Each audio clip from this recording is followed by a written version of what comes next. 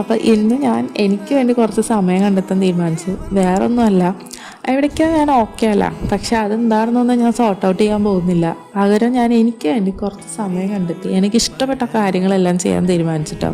അതിൽ ഞാൻ എന്നെ തന്നെ നന്നായിട്ട് ഇഷ്ടപ്പെടുന്ന ഒരാളാണ്.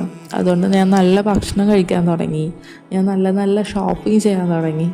അങ്ങനെ ഞാൻ പതിയെ ഹീലാവാൻ തുടങ്ങി കേട്ടോ. കാരണം ഇതെല്ലാം നമ്മൾ നമുക്ക് വേണ്ടി ചെയ്തില്ലെങ്കിൽ വേറെ ആരും നമുക്ക് ചെയ്തു തരാനുണ്ടാവില്ല എന്ന് എനിക്ക് പതിയെ മനസ്സിലായി തുടങ്ങിയിട്ടുണ്ട്. കാരണം നമ്മളെല്ലാവരുടെ ലൈഫിലെല്ലാം നമ്മൾ ചെയ്തു കൊടുക്കും, ലാസ്റ്റ് നമുക്ക് വേണ്ടി ചെയ്യാൻ നമ്മൾക്ക് സമയം ഉണ്ടാവില്ല. അത് മനസ്സിലായത് എനിക്ക് എൻ്റെ അമ്മയുടെ ലൈഫിൽ നിന്നാണ് കേട്ടോ.